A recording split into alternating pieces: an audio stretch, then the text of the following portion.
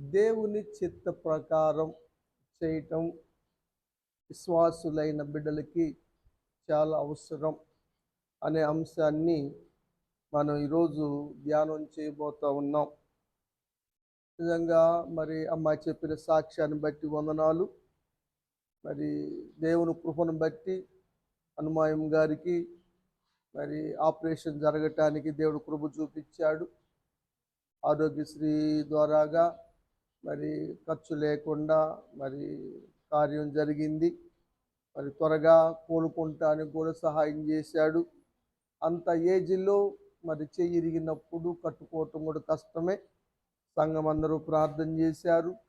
దేవుని మహాకృపను బట్టి వెంటనే ఆపరేషన్ అవ్వటం, మరి వెంటనే తగ్గిపోవటము, మరి ఇంటికి రావటము, సాక్షిగా నిలబడటము జరిగింది.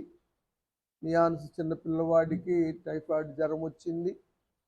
ప్రార్థన చేశాం. దేవుని కృపను బట్టి స్వస్థత ఇచ్చాడు దేవుడు. వీడికి అప్పుడప్పుడు సంధి వస్తూ ఉంటుంది. మరి ప్రార్థన చేసి నూనె రాసాం. వాడికి ఏమైనా బాగాపోతే తీసుకొచ్చి ప్రార్థన చేయించిద్దమ్మాయి. మరి దేవుడిచ్చిన స్వస్థతను బట్టి వందనాలు. ఇప్పుడు మాధవి ఈ విశ్వాసంగా ఉన్నట్టుగా కుటుంబం మొత్తం కూడా ఉంటే ఎంతో బాగుంటుంది. దేవుడు ఎవరికి కీడు కలుగు చేసే దేవుడు కానప్పటికీ ఎందుకు మనకు శోధనలు వస్తున్నాయి, ఎందుకు అనారోగ్యాలు కలుగుతున్నాయి అని మనం ఆలోచించేస్తే మనం ఎవరు కూడా చాలా వరకు దేవుని చిత్త ప్రకారం నడవటం లేదు అన్నదే అర్థం అవుతూ ఉంది. పాపం ఒకటి మాధవి ఆలస్యంగా నమ్ముకున్న దేవుణ్ణి, ఇది చెప్తారు ట్రెండ్, ఆలస్యంగా వచ్చిన ఎప్పుడు వచ్చినది కదా. Very good. వాటి గురించి మనం ఈరోజు ధ్యానం చేద్దాం. దావీదు దేవుణ్ణి అడుగుతూ ఉన్నాడు ఒక మాట. 143 కీర్తన 10వ వచనం.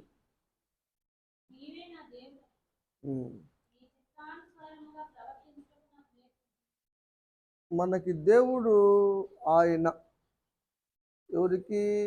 దావీదుకైనా, నీకైనా, నాకైనా, ఎవరికైనా దేవుడు ఆయన. కాబట్టి దేవుని చిత్త ప్రకారంగా ఎవరైనా నడవాల్సిందే. ఎందుకంటే ఆయన దేవుడు. దేవుని చిత్త ప్రకారంగా ప్రతి ఒక్కరూ నడవాలి. అది నేర్చుకోవటం చాలా అవసరం. దావీదు అది అడుగుతున్నాడు దేవుణ్ణి. ఏమంటే, అయ్యా నువ్వు నా దేవుడు కదయ్యా, మరి నీ చిత్తానుసారంగా ప్రవర్తించటం నాకు నేర్పయ్యా. ఎప్పుడైనా ఇలాంటి ప్రార్థన చేశారా? అయ్యా నీ చిత్తం. వెరీ గుడ్, మీరు మంచోళ్ళు. ఇంకోటి కూడా 119వ కీర్తనలో ఇంకో మాట ఉంది, అది కూడా జ్ఞాపకం చేస్తాను. 33వ వచనం. నీ కట్టడలను అనుసరించుట నాకు నేర్పుము. దేవుని చిత్తానుసారంగా ప్రవర్తించటం, దేవుని కట్టడ ప్రకారం నడవటం ప్రతి ఒక్కరూ నేర్చుకోవాలి. నేర్చుకుంటమే కాదు, దాని ప్రకారం నడుచుకోవాలి. అప్పుడు వారి జీవితం చాలా మేలుకరంగా ఉంటుంది, ఆశీర్వదకరంగా ఉంటుంది. ఇప్పుడు ఎందుకు ఈ సమస్యలు అంటే, అందరూ దేవుని చిత్త ప్రకారం నడవటల్లా. హనుమంతరావు గారైనా, వెంకటరావు గారైనా ఎవరిష్ట ప్రకారం వాళ్ళు నడుస్తున్నారు.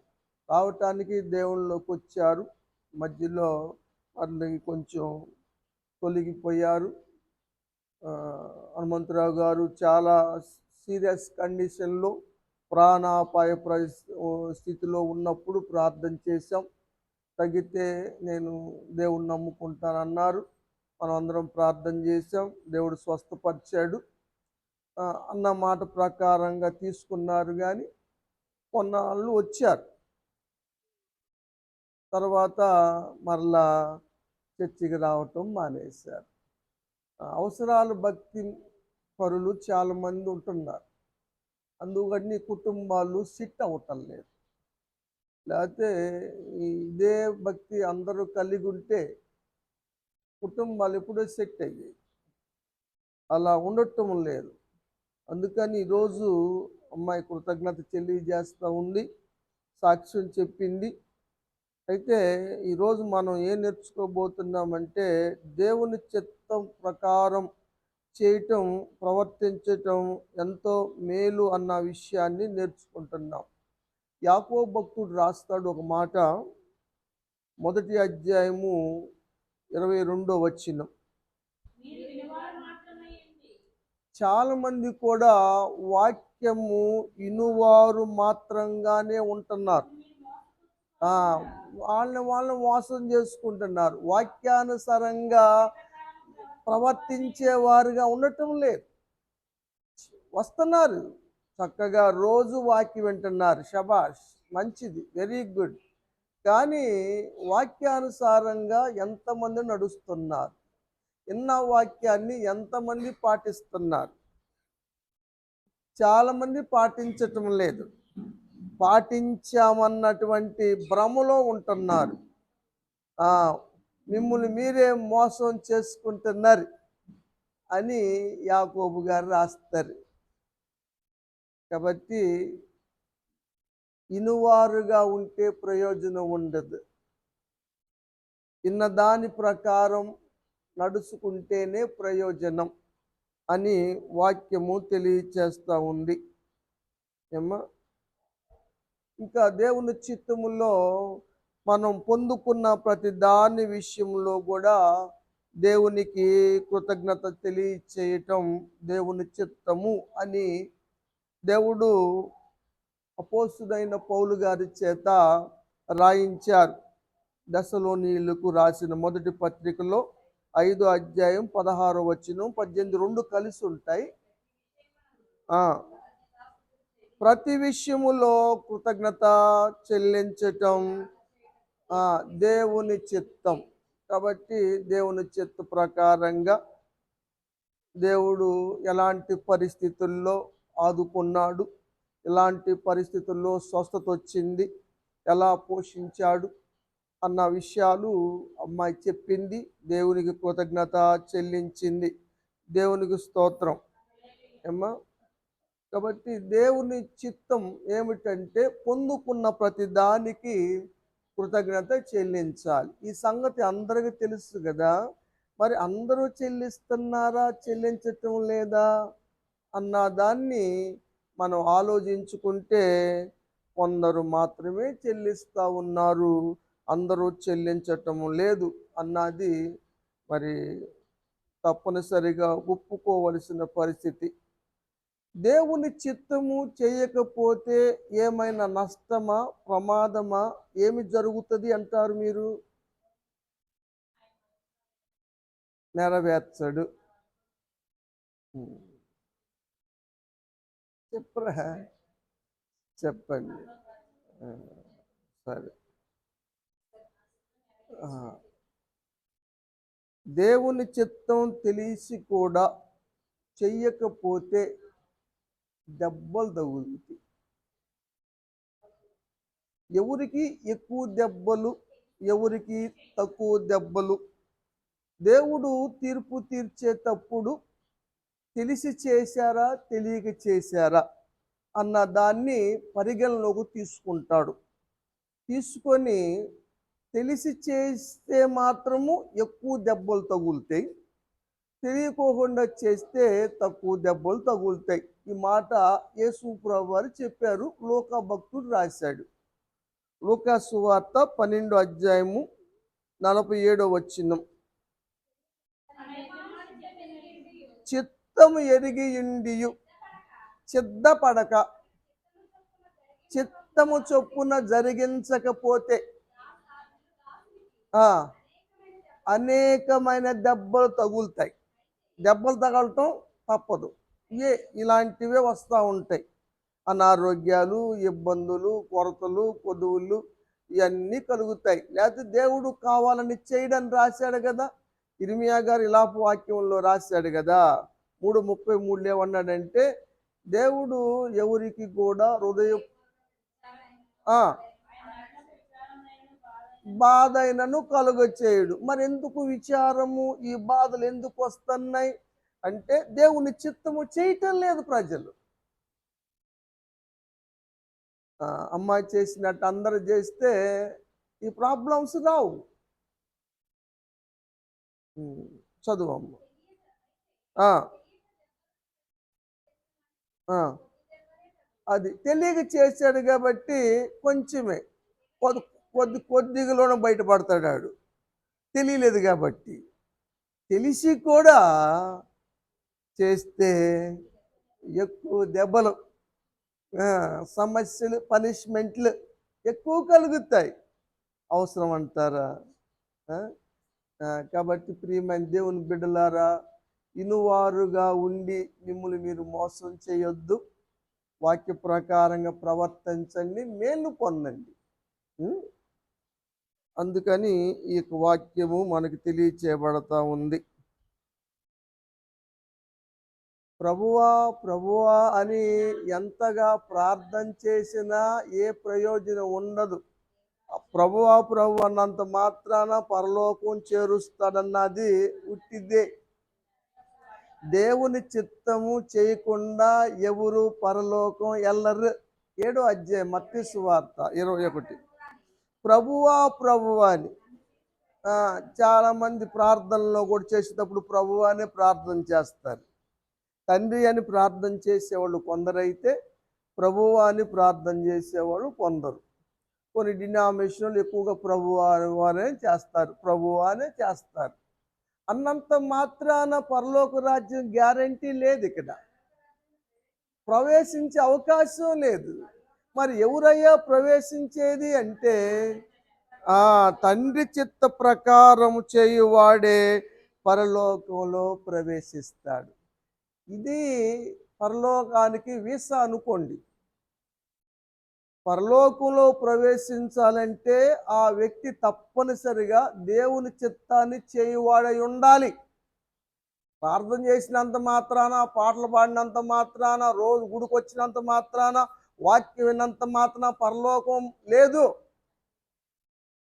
తండ్రి చిత్తము చేయకుండా ఎవరు పరలోకం వెళ్ళలేరు.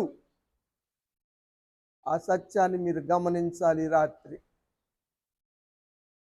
యేసుప్రభు వారు క్లియర్గా చెప్పారు, క్లారిటీగా చెప్పారు. ప్రభువా ప్రభువా అంటాం కాదు, అలా అన్నంత మాత్రం పరలోకం ప్రవేశించరు. తండ్రి చిత్త ప్రకారమే ప్రవేశించేవాడే ప్రవేశిస్తాడు అని చెప్పారు. యేసుప్రభు వారు తండ్రి చిత్తాన్ని చేశారు అని అన్నారు. నా చిత్తం నెరవేర్చుకుంటానికి నేను రాలేదు, కానీ నా తండ్రి చిత్తం నెరవేర్చడానికే వచ్చానన్నాడు కదా. చూస్తానంటే 9వ అధ్యాయం 5వ అధ్యాయం అనుకుంటా, యోహాను సువార్తలో ఉంటుంది. అది 30వ వచనం చూడండి, కింద లాస్ట్లో ఉంటుంది, పేజీ కింద. నా అంత నేను చేసే వ్యవహారం లేదు ఇక్కడ.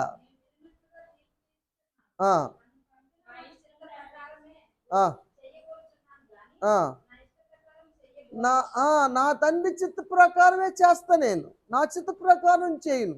ఆఖరికి ఇంక పట్టుకుంటారు. రాత్రి అనుకున్న సమయంలో కూడా అయ్యా నీ చిత్తమే జరిగించు అన్నారు. తండ్రి చిత్తమే జరిగారు. తండ్రి చిత్తం జరిగించిన వాళ్ళు ఎక్కడికి వెళ్తారు? పరలోకానికి వెళ్తారు. యేసు ప్రభువు చేశారు కదా, తండ్రి చిత్తం చేశారు కదా, పరలోకం వెళ్ళారా? వెళ్ళారు. ఎక్కడ కూర్చున్నారు? మార్కు గారు రాశారు, క్లియర్గా రాశారు. 16వ అధ్యాయం 19వ వచనం.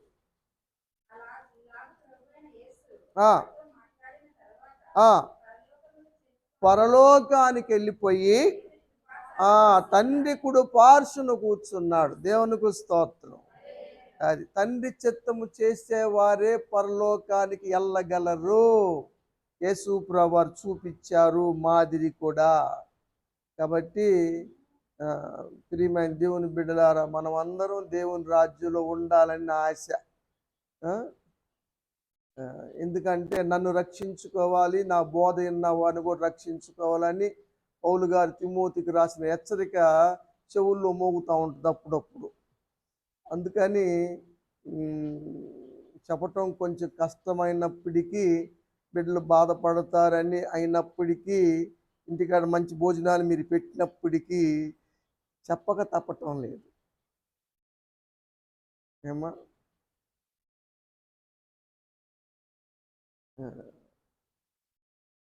కాబట్టి పరలోకంలో ప్రవేశించటమే కాదు కానీ చివరికి మన ప్రార్థన కూడా నెరవేర్చబడాలి అంటే దేవుని చిత్తం చేసేవాళ్ళు ప్రార్థనలే అంగీకరించబడతాయి అని ఇక్కడ వాక్యంలో చూస్తాం. 9వ అధ్యాయం యోహాను సువార్తలో 31వ వచనం.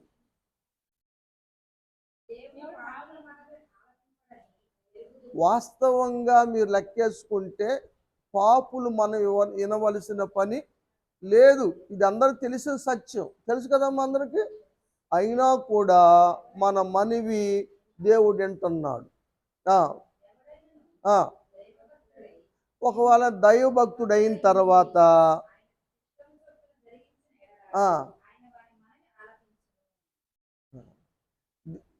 భక్తుడు అని చెప్పుకోవటం కాదు, దైవభక్తి కలిగిన వాడంటే ఏంటి? దేవుని చిత్త ప్రకారం చేయువాడు. దేవుని చిత్త ప్రకారం చేయువారు మాత్రమే, వారి ప్రార్థనలు మాత్రమే ఆలకించబడతవి, లేకపోతే వాళ్ళ ప్రార్థనలు ఆలకించబడవు. ప్రార్థనలు ఎందుకు జరగటం లేదు? చేస్తానే ఉన్నాగా అనిపిస్తుంది ఒక్కోసారి. మనం గట్టిగానే చేసాం, మంచిగానే చేసాం అని అనిపిస్తుంది. కానీ మరి ఎందుకు జరగలేదబ్బా అన్నప్పుడు ఆలోచించేస్తే మనం దేవుని చిత్తములో లేవు, దేవుని చిత్త ప్రకారంగా మనం లేము. అందుకని జరగటం లేదు. ఇక్కడ జిలేబీలు కొట్టి పెట్టడం పెద్ద పొరపాటు. పోయి చెబుతా ఉన్నా వాక్యం వినేది అట్ట ఉంచి జిలేబీలు అయినాయా, స్వీట్ పెట్టాలి మా వాళ్ళకి కూటం అని ఇప్పుడు 4 సార్లు ఫోన్ చేసింది మాధవి. ఇప్పుడే వచ్చింది బండి తీసుకొచ్చిన వాళ్ళు, ఇప్పుడు తీసుకొస్తుందన్నమాట, వెళ్ళిందనమాట. తెచ్చి పెట్టుకొని ఇంటి పెట్టుకుంటాం కదా.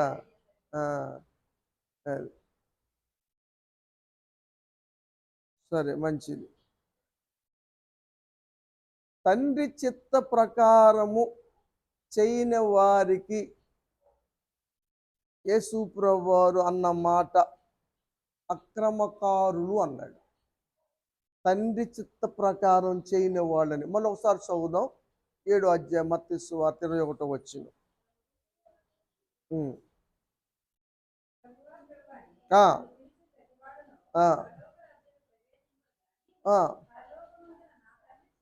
తండ్రి చిత్త ప్రకారం చేయువాడే పరలోకంలో ప్రవేశిస్తాడు. ఏమైనా డౌట్ ఉందా మీకు ఇందులో? ఈ వాక్యంలో నేను చెప్పింది కాదు, యేసు ప్రభువు చెప్పింది. అనేకులు ఏమంటారంటే, ప్రభువా మేము మందిరానికి వచ్చాం, రోజు వాక్యం విన్నాం, పలహారాలు పెట్టాం, ప్రేమ విందులు ఇచ్చాం, అద్భుతాలు చేసాం, దెయ్యాలు ఎల్లగొట్టాం, చాలా చేసాం మేము అని చెబుతారు. అరే బాబు, మీరెవరో నాకు తెలియదురా. ఎవరాళ్ళు? అక్రమము చేయువారు. తండ్రి చిత్తము చేయని వారు ఎవరంటే అక్రమం చేసే వాళ్ళ కింద లెక్కే. కాబట్టి మీరు నా దగ్గరికి రావద్దు అన్నాడు యేసు ప్రభు. అక్రమం చేయువారు మీరు, ఎందుకంటే తండ్రి చిత్తం చేసే బ్యాచ్ కాదు, మీరు ఇనువారుగా మాత్రమే ఉంటున్నారు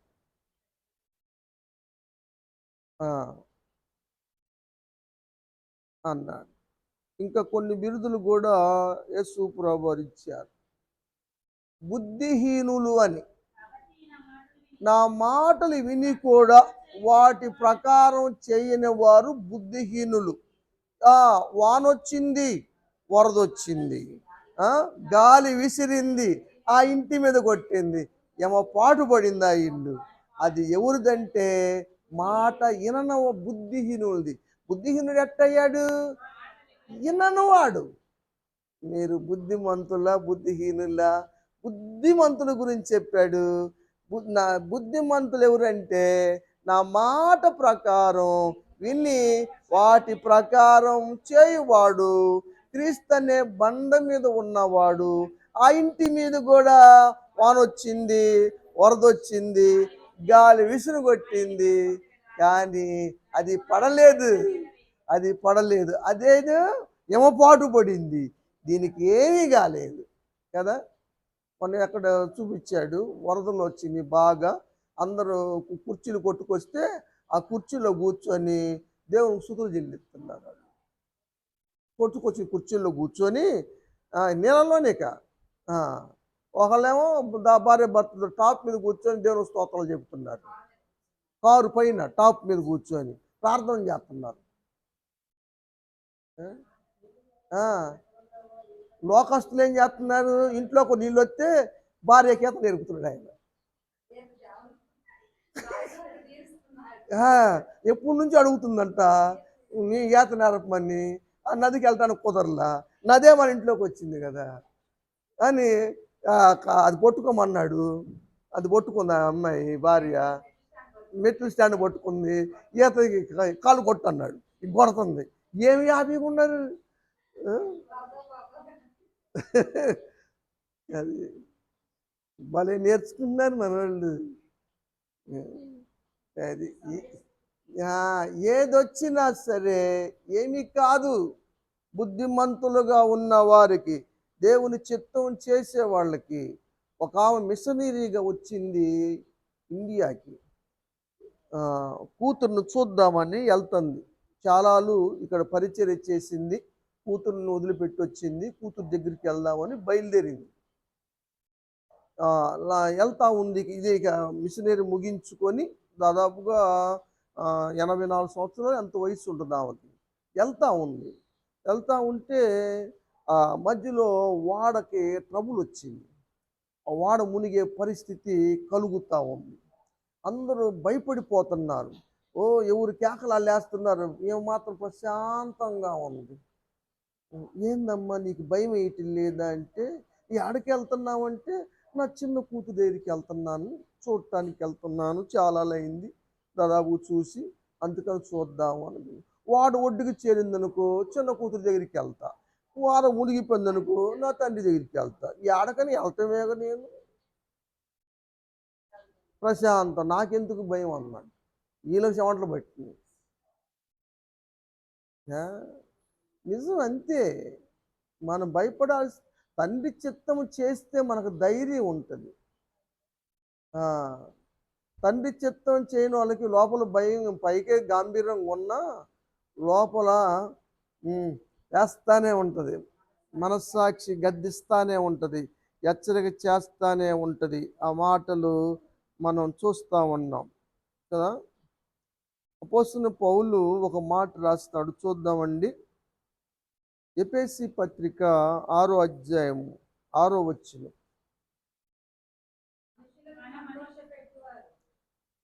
మనము మనుషులు సంతోష పెట్టడానికి కాదు మనం చేసేది, కంటి కనపడట్టుగా ఏదో పైకి చేయటమే, ఏ భక్తి పరుల్లాగా, భక్తి ముసుగు అంతే.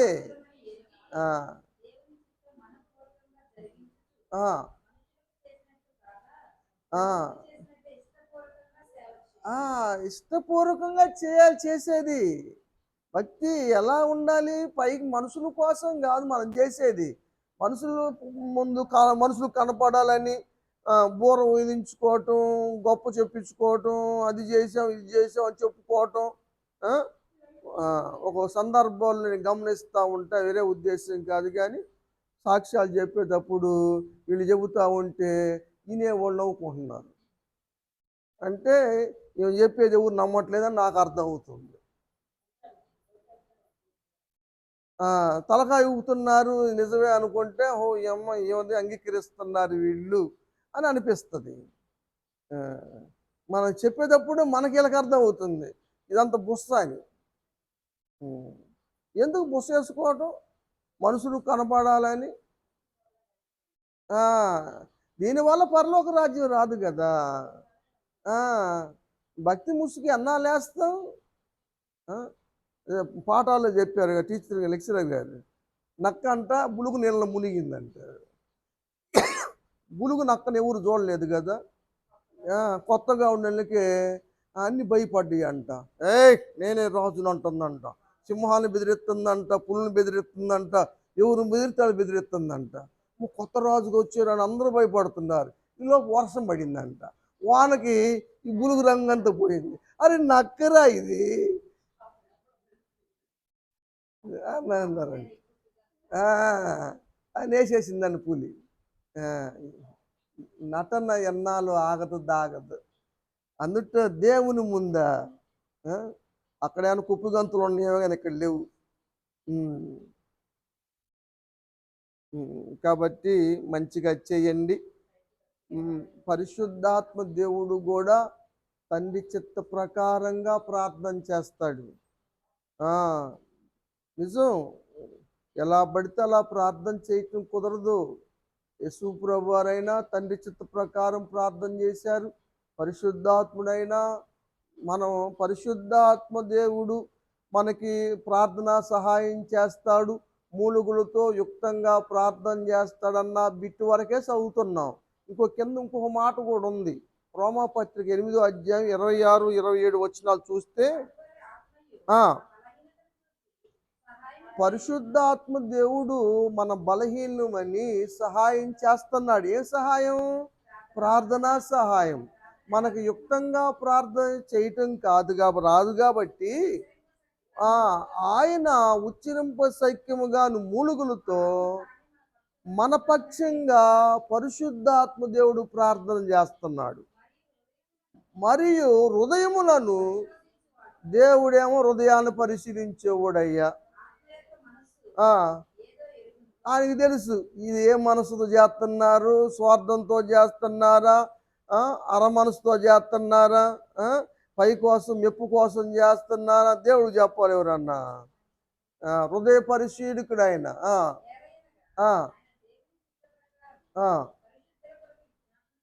ఎవరు? పరిశుద్ధాత్మ దేవుడు పరిశుద్ధుల కొరకు ప్రార్థన చేస్తున్నాడు, అందరి కోసం కాదు. అక్కడ ప్రార్థనా సహాయము కూడా అందరి కోసం కాదు, అక్కడ పరిశుద్ధుల కొరకే. అది కూడా తండ్రి చిత్త ప్రకారంగా, దేవుని చిత్త ప్రకారమే ప్రార్థన చేసినట్టుగా ఇక్కడ మనం చూస్తూ ఉన్నాం. కాబట్టి మనం దేవుని చిత్త ప్రకారంగా చేస్తే ధైర్యంగా ఉంటుంది, ధైర్యం కలుగుతుంది. నేను తండ్రి చిత్త ప్రకారంగా చేస్తున్నానని ఒక ధైర్యం, కృతజ్ఞత చెల్లిస్తున్నాం, జరిగిన వాటికి నేను కృతజ్ఞత చెల్లించాను అని మళ్ళీ అడగటానికి మళ్ళీ ధైర్యం ఉంటుంది. మొన్న తీసుకెళ్ళింది ఎంతవరకు లేదమ్మా, నువ్వు మళ్ళీ పంచదార అడుగుతున్నావు, మా ఇంట్లో కూడా లేదు పంచదార అంటారు ఇంట్లో వాళ్ళు. అమ్మ నిన్న పంచదార కోట తీసుకున్నావు, అదే బండి వచ్చింది కదా అంటాడు పిల్లోడు. అరే నీ తెలియదు ఉరుకురా అంటారు. ఎందుకంటే తీసుకెళ్ళలేదు కదా, తీసుకెళ్ళినాటికి ఇవ్వలేదు కదా. పొందుకున్న వాటికి నువ్వేం అర్పించావు, ఏం సమర్పించావు, కృతజ్ఞత చెల్లించావా? మళ్ళీ నువ్వు పొందుకుంటానికి చెల్లించుంటే మనకు ధైర్యం ఉంటుంది అడగటానికి. అపోస్తులుడైన యోహాను గారు అంటాడు, తను రాసిన మొదటి పత్రికలో 5వ అధ్యాయం 14వ వచనం, మనకు ధైర్యం ఏమిటంటే అది ఆయన చిత్త ప్రకారంగా చేశాం కాబట్టి మనకు ధైర్యం. మనం ఏది అడిగినా ఇస్తాడు. ఎందుకు? ఆయన చిత్త ప్రకారం చేస్తున్నాం. మనం ఆయన చిత్త ప్రకారం చేయకోకుండా అడిగితే సుఖమేముంది? అది వచ్చేదా పోడా? అందుకని ప్రియమైన దేవుని బిడ్డలారా, తండ్రి చిత్త ప్రకారం చేయండి రా, దేవుని చిత్త ప్రకారం చేయండి, మేలు పొందండి. వాక్యము తెలియజేస్తూ ఉంది. దేవుని చిత్త ప్రకారం ప్రార్థన చేయండి, మేలు పొందండి, పొందిన వాటి నిమిత్తము కృతజ్ఞత చెల్లించండి. అప్పుడు దేవుడు సహాయం మరలా చేస్తాడు. ప్రతి మంచి విషయములో, ఏ విషయంలో?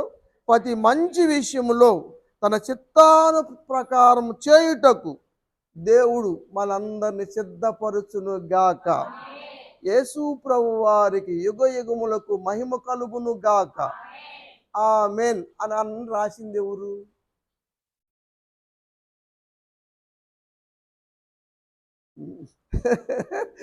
ఏదో మోకాలు అట్ట పెట్టారు మోకాళ్ళు.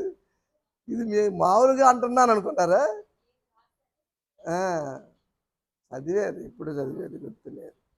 ఎబ్రీ పత్రిక, ఎబ్రీలకు రాశాడు అపోస్తలుడైన పౌలు 13వ అధ్యాయం 20వ వచనం.